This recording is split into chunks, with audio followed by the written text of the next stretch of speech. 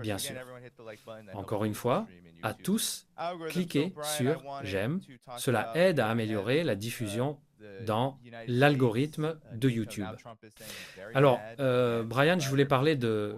Vous savez, nous avions les États-Unis, l'OTAN, et maintenant Trump dit qu'il est de nouveau très en colère contre Vladimir Poutine à cause de cette énorme attaque de missiles survenue ces derniers jours. L'Europe est en train de perdre la tête.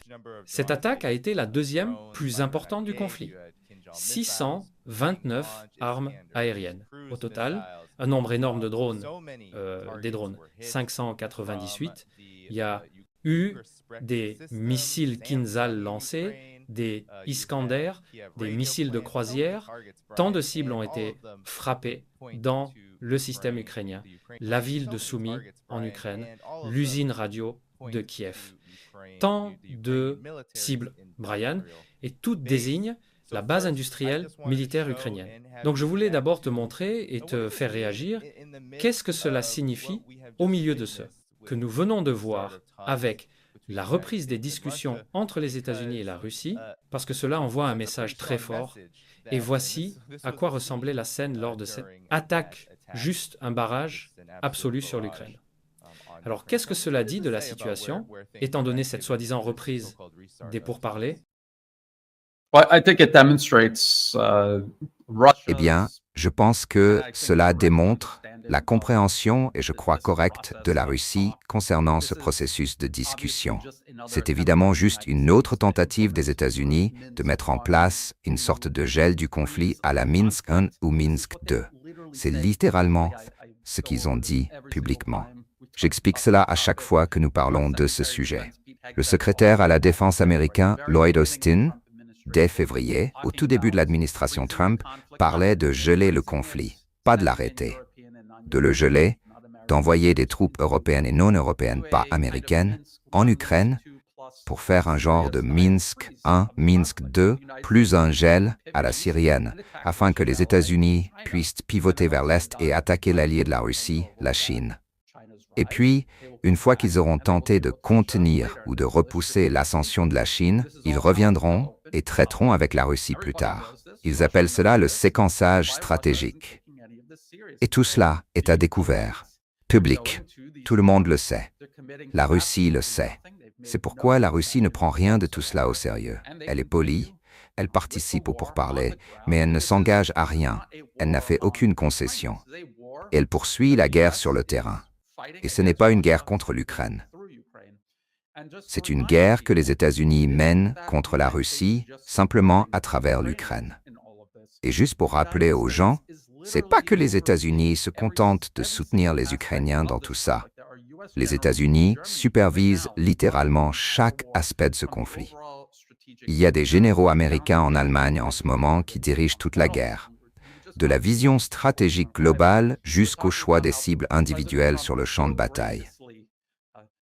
Nous en parlions juste avant d'être en direct. Nous parlions du fait que le président Trump a si gracieusement exigé que les Ukrainiens ne mènent pas d'attaque de longue portée sur la Russie. Le but de cela n'était pas parce que Trump est fondamentalement opposé aux frappes contre la Russie ou qu'il veut mettre fin au conflit. C'était, comme il l'a dit lui-même, pour encourager les discussions et essentiellement pour tromper les Russes dans un autre cessez-le-feu ou gel à la Minsk. Et comme cela ne fonctionne pas, nous avons vu l'administration Trump entamer en parallèle le processus d'armement de l'Ukraine avec davantage d'armes à longue portée. Et finalement, ils lèveront cette limite sur l'utilisation des missiles occidentaux pour frapper des cibles russes. Et je regardais justement des rapports sur les missiles ukrainiens Neptune. Ce sont des missiles longue portée, soi-disant fabriqués par l'Ukraine, mais évidemment avec l'aide de l'OTAN et des États-Unis. Et ils essayaient encore de cibler le pont de Crimée. Il y avait des avions de reconnaissance américains volant au-dessus de la mer Noire pendant des jours pour préparer cette attaque. Donc ce sont littéralement les États-Unis qui choisissent la cible, qui fournissent toutes les informations à l'Ukraine. Et l'Ukraine qui appuie simplement sur le bouton pour lancer la frappe. Encore une fois, comme d'habitude, la défense aérienne russe, les systèmes de défense antimissiles, ont stoppé cette attaque contre le pont et il n'en est rien résulté. Mais voilà, c'est l'administration Trump qui prétend empêcher les frappes de longue portée sur la Russie, alors qu'elle continue en réalité de les mener et de préparer d'autres frappes. La Russie voit très clair à travers tout cela. Voilà pourquoi la guerre continue. C'est une guerre qui doit se régler sur le champ de bataille, et c'est ce que fait la Russie. Oui, et KJ est là.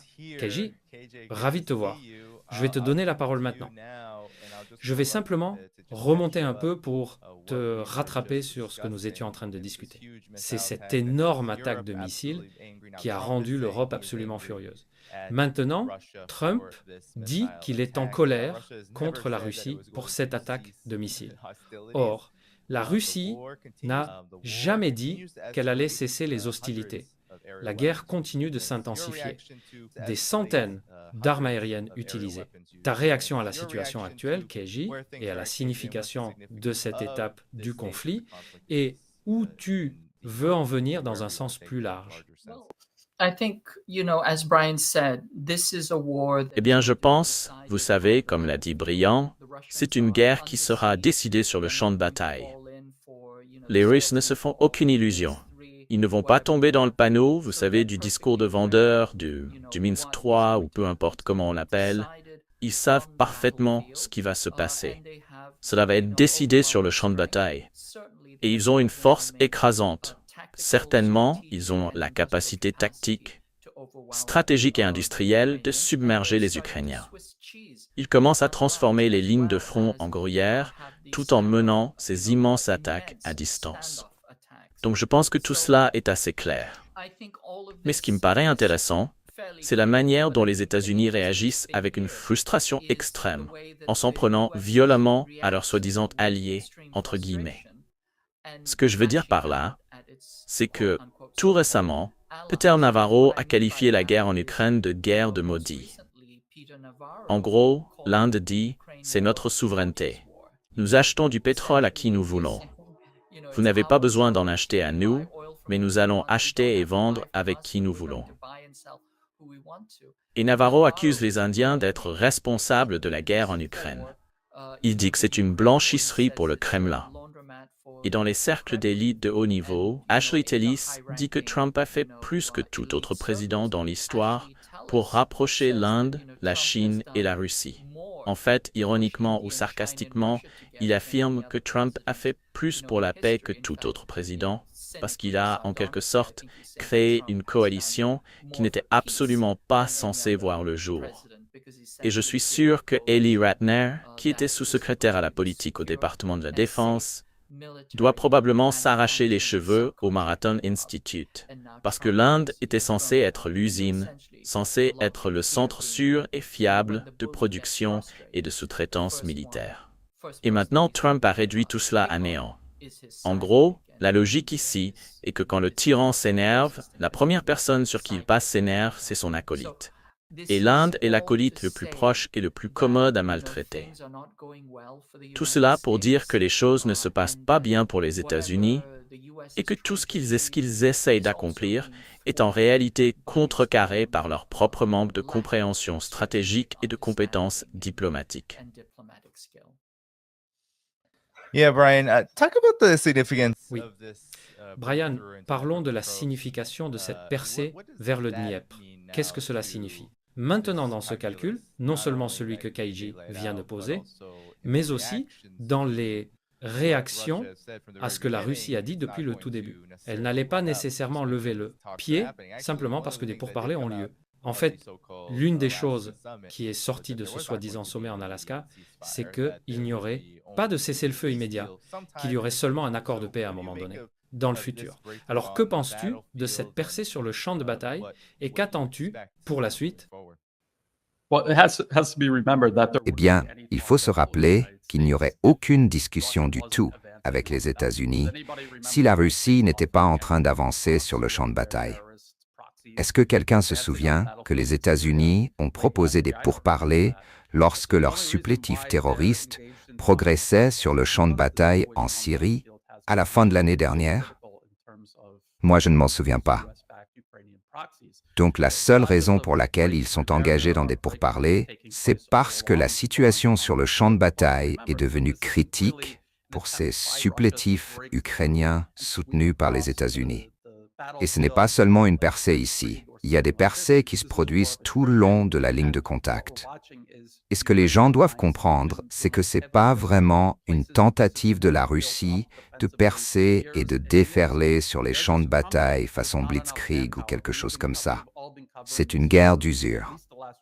Ce que nous voyons, ce sont les lignes ukrainiennes, même dans les endroits les plus défendus, des zones fortifiées depuis des années et des années, qui s'effondrent.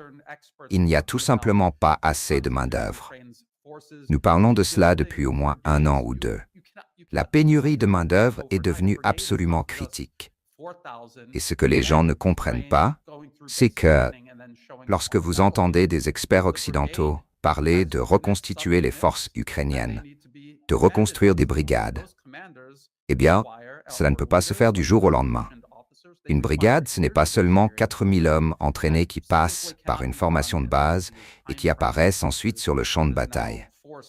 Une brigade, ce sont des unités, des sous-unités qui doivent être commandées par quelqu'un. Et ces commandants, ces chefs, qu'ils soient officiers ou sous-officiers, ont besoin d'années d'expérience et de formation. Cela ne peut tout simplement pas se faire dans le délai qui est désormais imposé à l'Ukraine et à ses soutiens. Voilà ce que nous observons. Un effondrement. C'est comme en Syrie. Nous avions encore des experts occidentaux qui disaient « Oh, regardez comme la Russie avance lentement. À ce rythme, ils seront à Kiev en 2150. » Mais en réalité, le rythme s'accélère de façon exponentielle. Donc la vitesse à laquelle ils avancent maintenant est beaucoup plus élevée que l'an dernier. Et l'an prochain, si tout cela continue, elle sera encore plus grande. Et nous ne savons pas quand il y aura un point de rupture où la ligne s'effondrera complètement, où la capacité de combat de l'Ukraine s'effondrera. C'est alors que la Russie pourrait peut-être saisir une opportunité de prendre des territoires qui semblent aujourd'hui inconcevables.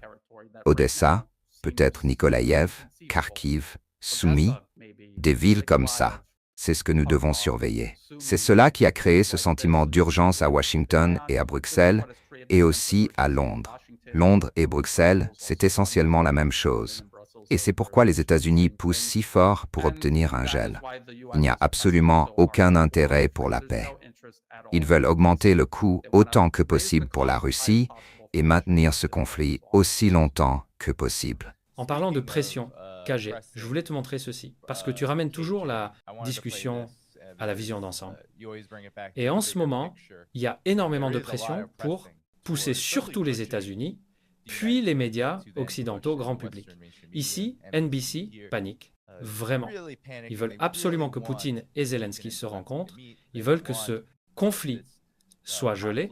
Voici ce que NBC News a diffusé avec J.D. Vance et ce qu'il avait à dire sur cette question de savoir si la Russie est en train de mener en bateau les États-Unis et Trump. Je pense que les Russes ont fait d'importantes concessions au président Trump pour la Tremé que, première fois en 3 ans et demi de ce conflit, ils se sont en réalité montrés disposés à faire preuve de flexibilité sur certaines de leurs revendications fondamentales.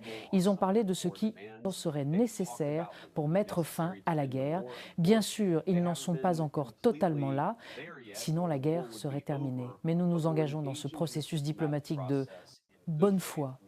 Nous essayons de négocier autant que possible avec les Russes et les Ukrainiens pour trouver un terrain d'entente afin d'arrêter les tueries.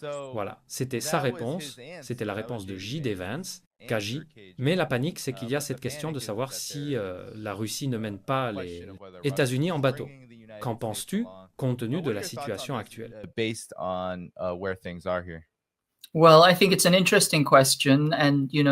Eh bien, je pense que c'est une question intéressante. Et vous savez, il ne faut jamais croire quoi que ce soit tant que cela n'a pas été officiellement démenti. Donc dans cette situation, je pense qu'ils sont réellement inquiets. Comme Brian l'a dit, la Russie est clairement en train de gagner sur le champ de bataille. C'est la guerre des États-Unis à perdre. Ils n'ont plus de main-d'œuvre. Il n'y a qu'un nombre limité de personnes que l'on peut rafler dans les rues. Nous connaissons les pertes énormes qui ont maintenant fuité, et il est tout simplement impossible de maintenir une armée en perdant des centaines de divisions d'effectifs. Et à ce stade, ils gardent même des femmes dans l'armée, des femmes qui sont enceintes à leur 3e trimestre. C'est un signe complet de désespoir. Bien sûr, cela renvoie à l'idée initiale selon laquelle ils allaient saigner la Russie sur le champ de bataille. L'Ukraine devait être cette table de saignée, et ils allaient simplement saigner la Russie en route vers la Chine.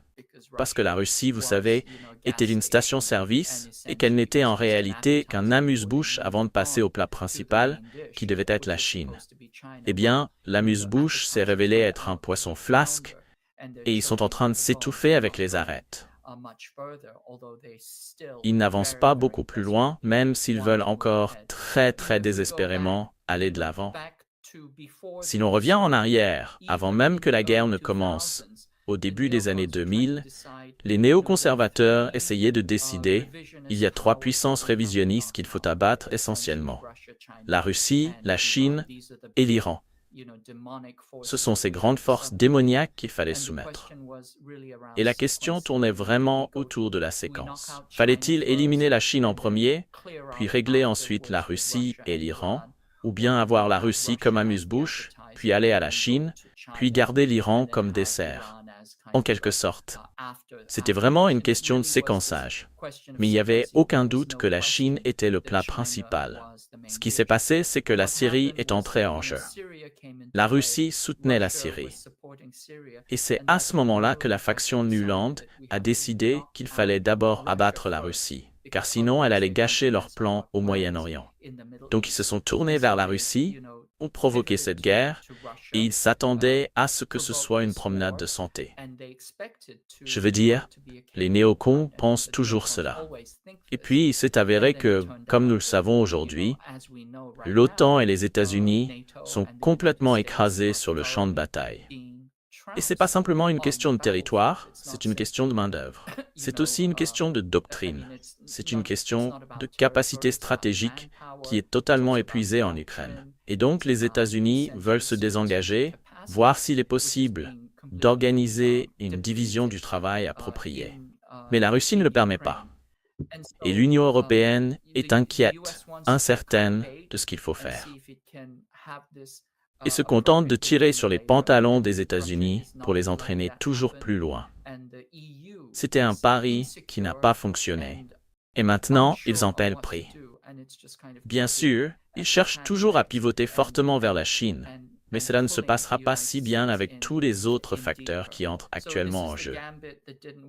Parfois, je pense à ce terme de Hegel quand il parle de la ruse de la raison. L'histoire avance avec ce genre de mouvement de cavalier. Et ce que Trump essaie vraiment d'accomplir, en réalité, il fait l'inverse. Il rend le monde multipolaire plus cohérent, plus solidaire, et il commence à voir l'épuisement de ses propres capacités. Il y avait cette croyance que l'Ukraine allait être comme l'Afghanistan, que les États-Unis allaient continuer à les saigner à travers de petites guerres continues, et que cela allait durer. Mais cela n'arrivera pas, tout simplement parce que les États-Unis ne comprennent toujours pas les petites guerres et les contre-insurrections. Ils travaillent depuis 2 décennies sur une doctrine des petites guerres et ils ne la comprennent toujours pas. La clé à comprendre, c'est que la guerre de guérilla repose sur le moral.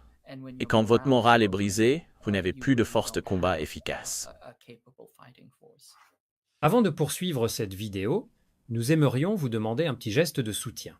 Rejoignez notre chaîne pour nous aider à continuer à offrir au public francophone un contenu informatif, libre et surtout différent de ce que diffusent les médias traditionnels, souvent bien loin de la réalité. Produire ces vidéos demande du temps, de l'énergie et surtout beaucoup de ressources. Et comme nous refusons de dépendre uniquement des vues YouTube, votre soutien direct est essentiel pour préserver notre indépendance. Cliquez simplement sur le bouton « Rejoindre » juste à côté du bouton « S'abonner » ou suivez le lien disponible en description. Merci d'avance pour votre soutien et maintenant, place à la suite de notre vidéo. Oui, Oui, je voudrais certainement avoir Avant que nous passions à la suite, tes pensées finales sur ce sujet, Brian.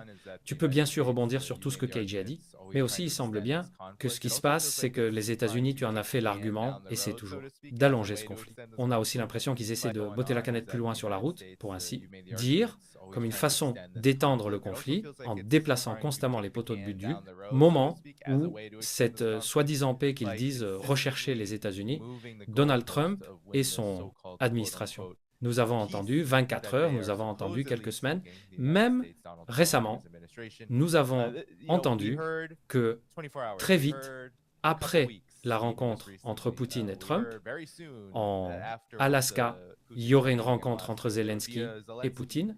Rien de tout cela ne s'est produit. Et voici maintenant Steve Witkoff disant, quand il s'attend à ce qu'un accord survienne, nous devons traiter toutes ces questions, mais nous savons que nous avons des équipes techniques qui y travaillent et nous espérons que d'ici la fin de cette année et peut-être bien plus tôt, nous pourrons réellement trouver les ingrédients pour parvenir à cet accord de paix. Alors, fin de cette année, Brian, fin de cette année, c'est une toute autre histoire que ce que nous entendions jusque-là. Tes pensées sur ce qu'a dit KJ est là-dessus.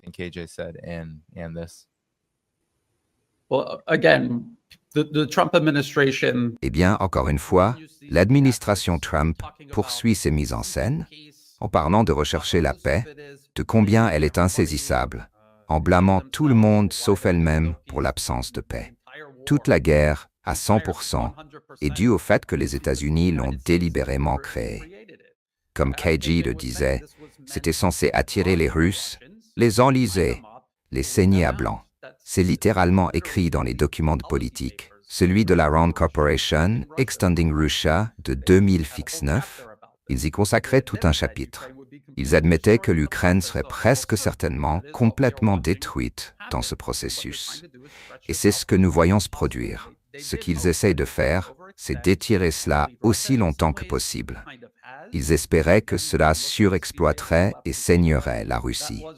D'une certaine façon, c'est un peu ce qui s'est passé. Si vous regardez la Syrie, l'effondrement de la Syrie, c'était la Russie forcée de prendre une décision. Se concentrer et donner la priorité à l'Ukraine ou détourner des ressources vers la Syrie. Et ils ont décidé de se concentrer sur l'Ukraine et la Syrie s'est effondrée. Ce qui montre qu'il y a des limites à ce que la Russie, mais aussi l'Iran et la Chine peuvent ou ne peuvent pas faire. Mais ils ont décidé de donner la priorité à l'Ukraine. Comme tu le dis, les buts changent constamment. Les États-Unis sont en position de faiblesse vis-à-vis de l'Ukraine. Jamais ils ne l'admettront. Ils ne veulent pas l'admettre. Et comme J.D. Vance essayait de le faire croire, comme si tout cela faisait partie d'un plan. Ça ne l'est pas, parce que la Russie a constamment dit non, et elle continue le processus sur le champ de bataille, tout en faisant semblant avec toutes ces discussions que les États-Unis proposent. Organiser une rencontre entre le président Poutine et le président Zelensky. Quel en est le but? Il n'y a aucune raison à cette rencontre. Le président Zelensky en Ukraine n'a aucun pouvoir réel. Il ne prend aucune décision. Ce n'est pas une guerre qu'il a lui-même déclenchée. C'est une guerre que ceux qui l'ont mis au pouvoir et qui le maintiennent au pouvoir ont commencé. Alors pourquoi encore une fois, et je crois que c'était le président Poutine, peut-être qu'il était trop poli pour le dire ainsi, peut-être que j'ai mal entendu, mais quand un chien aboie, on ne se met pas à quatre pattes pour aboyer en retour. On s'adresse à la personne qui tient la laisse. C'est pour ça que la Russie insiste pour parler aux États-Unis et exige que ce soit les États-Unis qui fassent quelque chose à ce sujet, pas la Russie, pas l'Ukraine. Parce que c'est pas contre l'Ukraine que la Russie se bat réellement. Et tout cela nous ramène à ces premiers principes fondamentaux. Ce qu'est réellement ce conflit, par opposition à ce que les États-Unis, leur gouvernement et leurs médias tentent de faire croire. L'idée que Donald Trump serait une sorte de médiateur neutre et objectif, essayant de réunir la Russie et l'Ukraine, est une absurdité totale. Et quand vous présentez de telles absurdités à une nation que vous attaquez, contre laquelle vous menez une guerre d'agression par procuration, vous insultez leur intelligence, par-dessus tout le reste que vous leur infligez. Menacer leur sécurité nationale directement à leurs frontières. Je pense donc qu'il faudrait que la Russie soit folle pour accepter cela et s'écarter de sa trajectoire actuelle qui est de régler cette affaire sur le champ de bataille une bonne fois pour toutes, même si cela lui coûte ailleurs sur ses marches. Est-ce que Danny est là? Je pourrais... Oui. Désolé, j'étais un peu figé. Pas de souci. KG, à toi, tu as la parole. Oui, je suis absolument d'accord. Comme je l'ai dit, encore une fois, la Russie ne se fait aucune illusion. Elle va décider cela sur le champ de bataille. Et comme nous le savons, les États-Unis non plus. Je pense que l'Union européenne et l'OTAN n'ont même plus la volonté morale, ni le moral, pour continuer à se battre. En gros, ils ne font que prolonger artificiellement la situation. Vous savez à quoi ça ressemble beaucoup? À la guerre de Corée. Et si vous vous rappelez, à la fin de la guerre de Corée, la Corée du Sud n'était pas assise à la table des négociations. Bien sûr, c'était l'armée par procuration, le chien d'attaque. Mais quand est venu le moment des négociations pour l'armistice, la Corée du Sud n'était littéralement pas à la table. Jusqu'à aujourd'hui, il existe un armistice, mais la Corée du Sud n'est pas signataire de cet armistice. Et je pense que nous sommes dans une situation très similaire. Les États-Unis voudraient que ce conflit soit gelé d'une manière comparable à la Corée. Nous savons aussi qu'immédiatement après la signature de l'armistice, les États-Unis ont déclaré qu'ils n'allaient pas respecter la plupart des clauses essentielles de l'armistice. Résultat, nous vivons encore aujourd'hui dans une guerre gelée avec la Corée du Nord. Mais je pense que c'est un exemple historique instructif. Et de la même manière, les États-Unis, qui sont entrés avec une force par procuration immense et une arrogance colossale, se sont fait eux-mêmes broyer, humiliés et détruits sur le champ de bataille. Je pense que nous assistons aujourd'hui au même type de phénomène. Well, let's talk about this weapons. Bon, parlons de la question des armes, parce que je pense que c'est un point important à souligner. Brian, tu as dit, et toi aussi, KG, que tout cela concerne la Chine, mais que les États-Unis sont empêtrés en Ukraine. Et la situation autour de l'autorisation des armes à longue portée, c'est un vrai coup de fouet. Il y a eu tellement de rapports contradictoires. Je vais en rappeler quelques-uns. D'un côté, le Wall Street Journal a rapporté que Trump disait que l'Ukraine n'avait aucune chance de gagner la guerre sans frapper la Russie. Il a dit cela juste après que le Pentagone a annoncé que l'Ukraine était supposément bloquée dans sa capacité à frapper profondément à l'intérieur de la Russie. Mais l'histoire s'épaissit. En réalité, les États-Unis, sous Donald Trump, ont autorisé le transfert d'armes à longue portée vers l'Ukraine. Des milliers sont en route vers l'Ukraine. Il s'agit des missiles Extended Range Attack Munition, qui vont être utilisés à la place des attaques MS, puisque les attaques MS sont interdites. Brian, parle-nous de ce véritable coup de fouet que donne l'administration Trump. D'un côté, dire « non, non, non, il n'y aura pas d'attaque à longue portée sur la Russie », puis autoriser en même temps toutes ces armes pour l'Ukraine, tout en prétendant qu'elles ne sont vendues qu'à l'OTAN. Ah, tu es coupé. Oui, ça m'arrive au moins une fois à chaque fois. Et cela alors même que les États-Unis effectuent des vols de reconnaissance pour fournir à l'Ukraine les informations de ciblage nécessaires afin de mener des frappes à longue portée avec leurs missiles.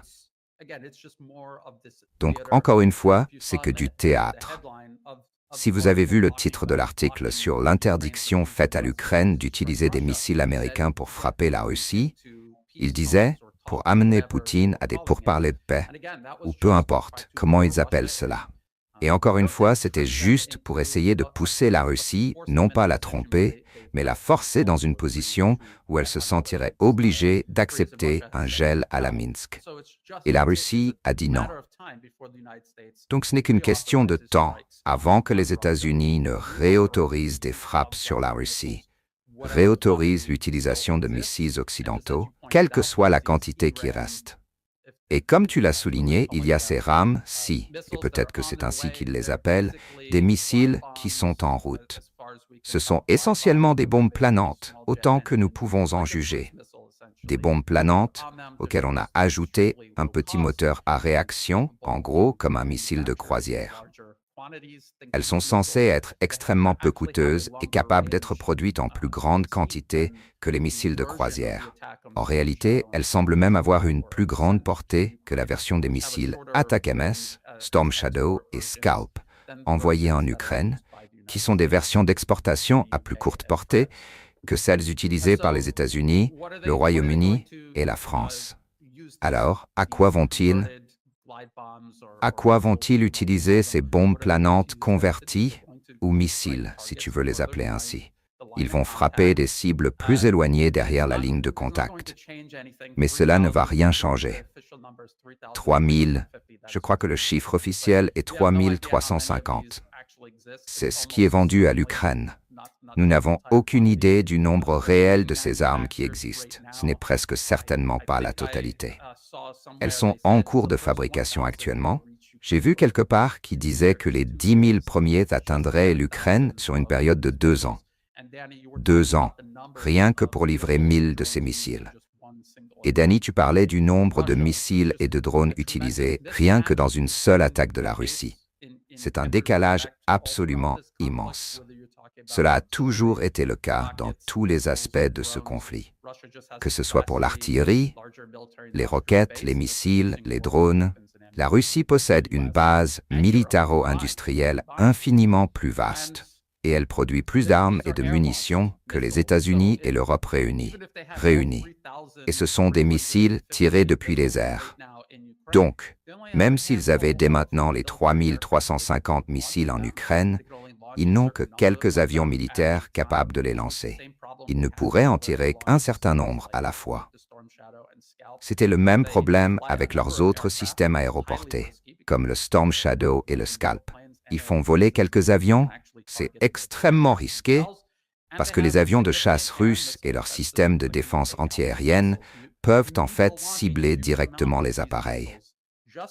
Et la Russie dispose de systèmes de défense aérienne et antimissiles très performants, capables d'abattre ces missiles.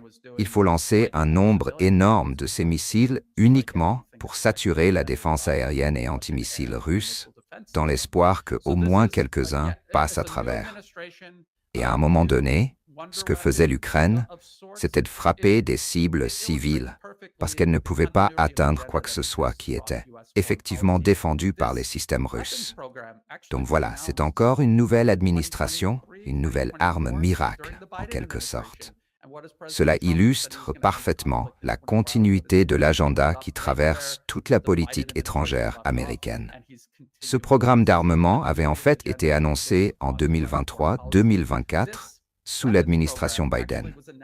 Et qu'a fait le président Trump, qui avait promis de mettre fin au conflit en 24 heures? Il a repris exactement là où l'administration Biden s'était arrêtée et il poursuit ce programme. Il le mène jusqu'au bout. Ces armes, peu importe la quantité, vont arriver et elles seront utilisées. Et nous observons en temps réel comment l'administration Trump façonne le récit.